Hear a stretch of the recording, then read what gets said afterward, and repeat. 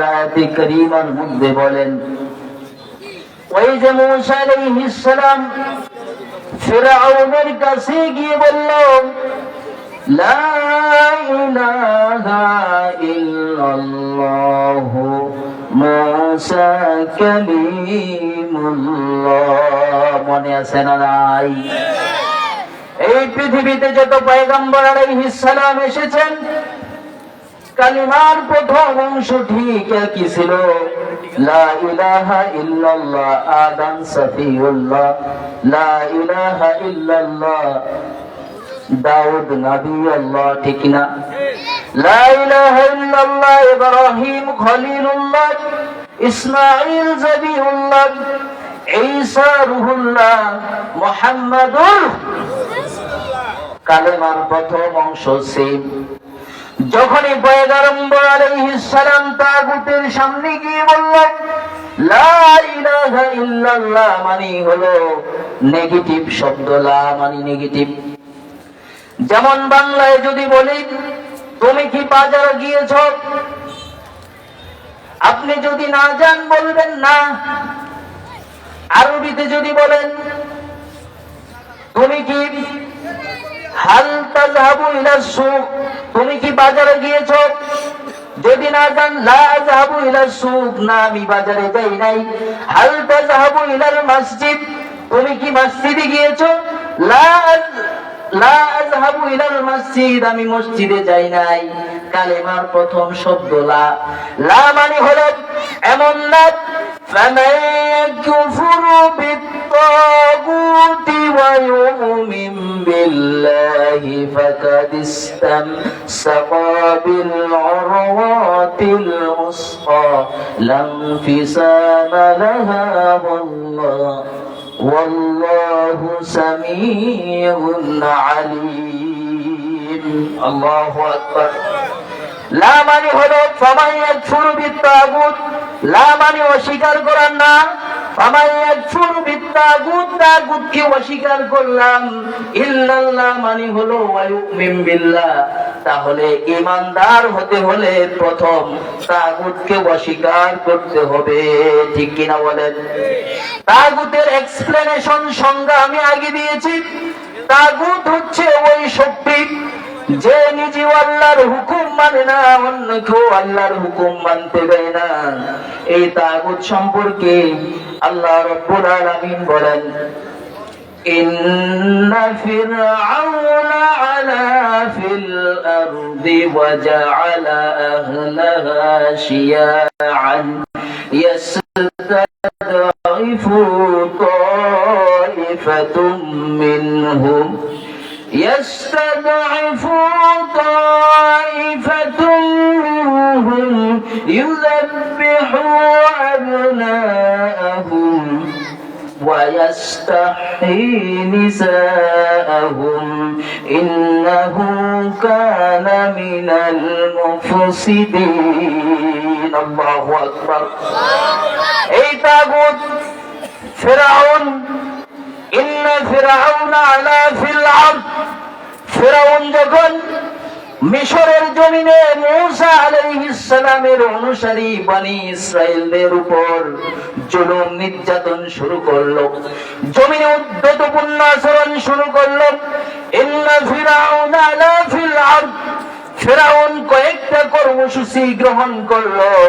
এর মধ্যে এক নাম্বার কর্মসূচি হলো ওয়া জাআলা আহলাহা শিয়াআন।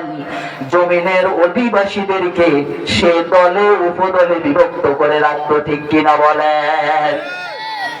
এখন ওই বাস্তব জমানার তাগুতের দিকে তাকালে দেখা যায়, তাগুতরা নিজেদের গদিকে পাকাপোক্ত করার জন্য, নিজেদের ক্ষমতাকে, নিজেদের শাসনকে, ক্ষমতাকে পার্মানেন্ট করার জন্য তাগুতরা আমাদের মুসলমানদের মধ্যে দলে উপদলে মানুষদেরকে বিভক্ত করত। তুই কওমি, তুই আলিয়া, তুই আহলে হাদিস, তুই মাযহাবি, তুই লা মাযহাবি, তুই ইকামতে দ্বীনের কর্মী, তুই গায়রে দ্বীনের কর্মী, স্যার। এমন করে করে ওয়াজালা আহলাহা শিয়াআন মানে হলো দল, পার্টি, দল উপদলে বিভক্ত করত।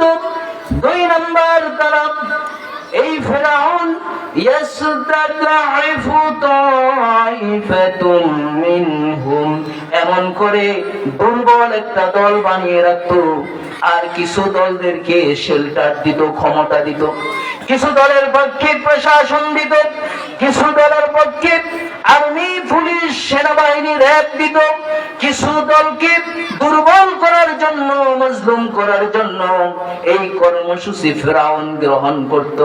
এরপরে কি করত? ইউযাব্বিহু আবনাআহুম ওয়া ইস্তাহয়ী নিসাআহুম, এই বনি ইসরাইলের মধ্যে ছেলে সন্তানদেরকে ধরে ধরে জবেহ করত। জবেহ এটা আরবি শব্দ, ঠিক কিনা আলেমরা? ফেরাউন বনি ইসরাইলের ছেলেদেরকে, যারা মূসা আলাইহিস সালামের অনুসারী, তাগুত ফেরাউন বনি ইসরাইলের ছেলে সন্তানদেরকে ধরে ধরে জবেহ করত। ওয়া ইস্তাহয়ী নিসাআহুম, আর মহিলাদেরকে বাঁচায়া রাখত, যেন নিজেদের দাস দাসী হিসেবে ফেরাউন ব্যবহার করতে পারে।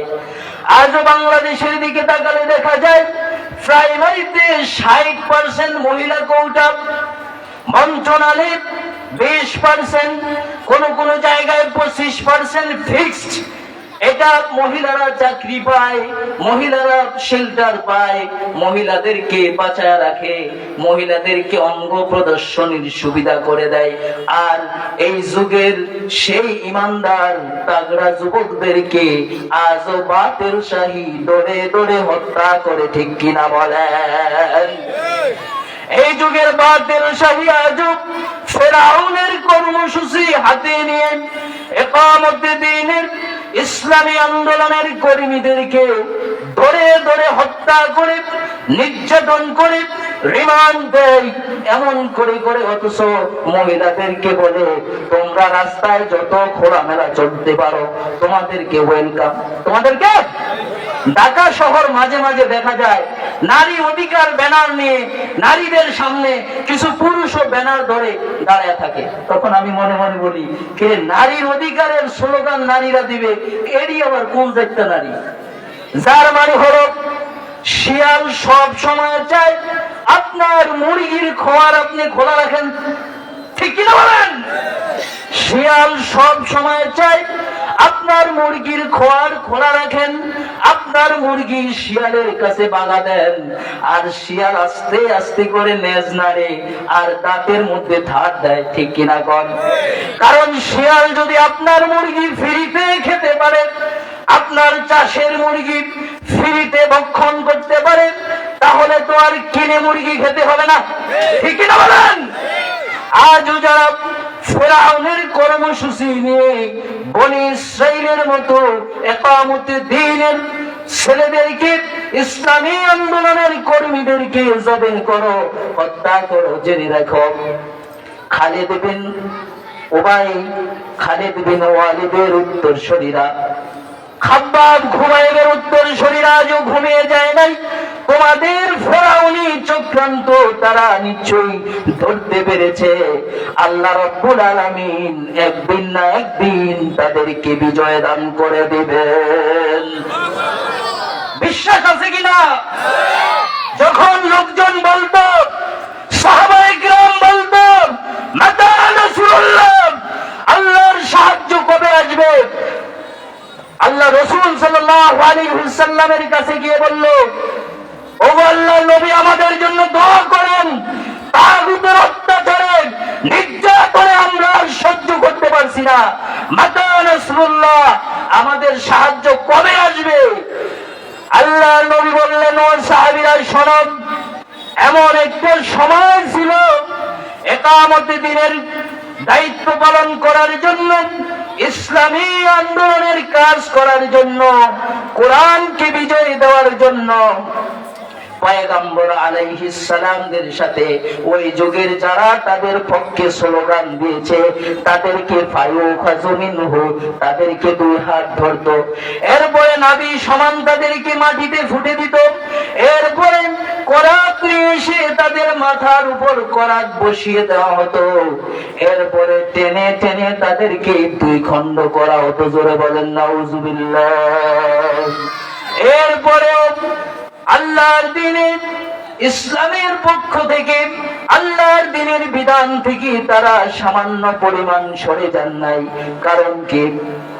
আল্লাহ রাব্বুল আলামিন বলেন, ইন্নাল্লাযীনা ক্বালু রাব্বুনাল্লাহ, আল্লাহু আকবার,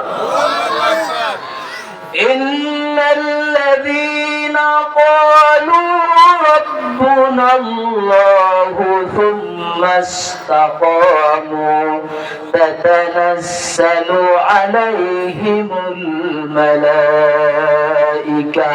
নিশ্চয়ই যারা বলে আমার রব আল্লাহ, রব কে? আরো জোরে, আমাদের খালেক কে?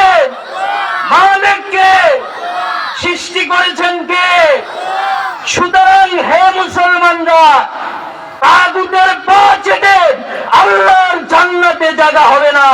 আল্লাহ লাহুল খালকু ওয়াল আমর, সৃষ্টি যার, জমিনে আইন চলবে তার।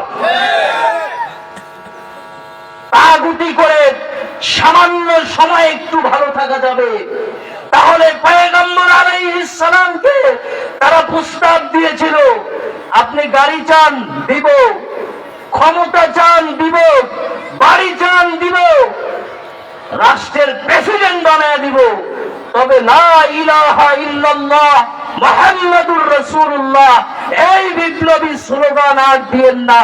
লা ইলাহা ইল্লাল্লাহ মানে হলো ফামাই ইয়াকফুরু বিত্তাগুতি ওয়া ইউমিন বিল্লাহ, তাগুতকে রিজেক্ট, প্রত্যাখ্যান করে বিশ্বাস আনতে হবে কার উপর? আল্লাহ।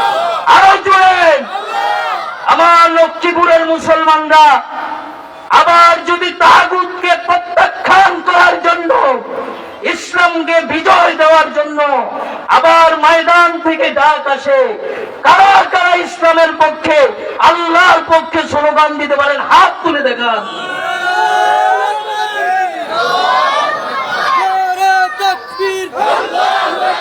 আল কোরআনের আলো সংসদে জালো, তাকবীর। লা ইলাহা ইল্লাল্লাহ হচ্ছে একটা বিপ্লবী স্লোগান। আমার তো সময় নেই, আচ্ছা বলেন, আসল যারা ঢোল বাজাতে জানে তাদেরকে যদি ঢোল বাজাতে দেন আর তারা যদি মন ভরে বাজাতে না পারে, তাদের মনের ভিতরে একটা কষ্ট থাকে, ঠিক না বলেন?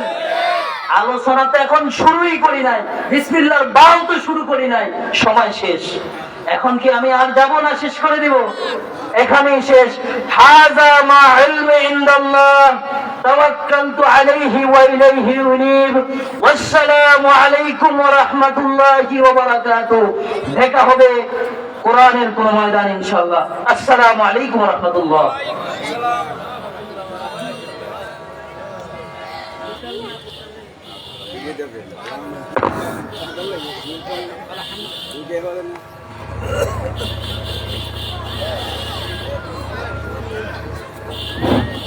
আলহামদুলিল্লাহ, আমরা মাহফিলের পক্ষ থেকে আমাদের আজকের এই বিশেষ বক্তা হযরত মাওলানা মুহাম্মদ আরাফাত সানি ভাইয়ের কাছ থেকে আমরা ক্ষমা চেয়ে নিচ্ছি।